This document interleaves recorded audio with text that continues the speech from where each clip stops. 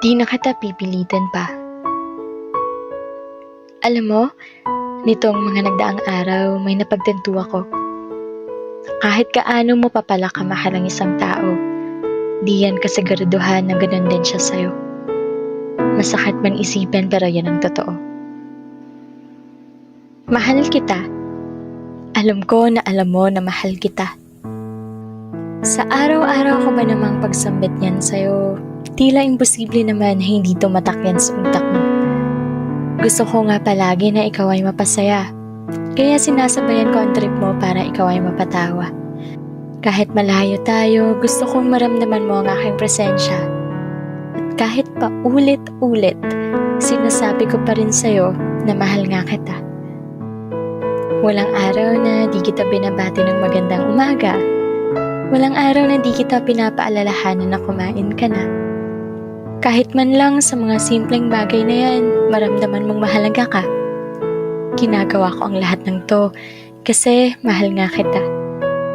Buong puso pa rin kitang iniintindi kahit minsan napapagod na rin ako ng konti. Hinihintay pa rin kita kahit mapuyat man ako. Baka sakaling magparamdam ka man lang o ipaalam kung nasaan ka mang dako. Humahanap pa rin ako ng rason para ipaglaban ka. Kahit minsan, nararamdaman ko na parang okay ka naman kung ako'y mawala na. Kasi sa isang sorry at paliwanag mo, nakakahanap pa rin ako ng dahilan para manatili sa'yo. Kahit alam ko na di mo man lang ako nabibigyan ng oras at importansya. Ewan ko ba, pero hinihintay pa rin kita. Ni wala kang alam na natutulog akong umiiyak. Umaasa na baka ikaw sa akin ay tumawag.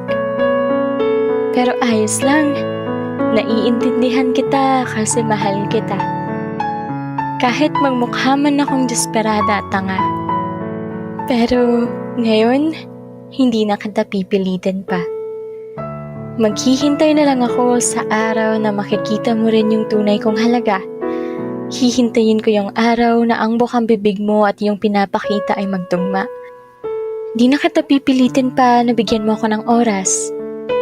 Hihintayin ko na lang na maisip mong mahalin ako ng wagas. Di na kita pipilitin na bigyan mo ako ng halaga.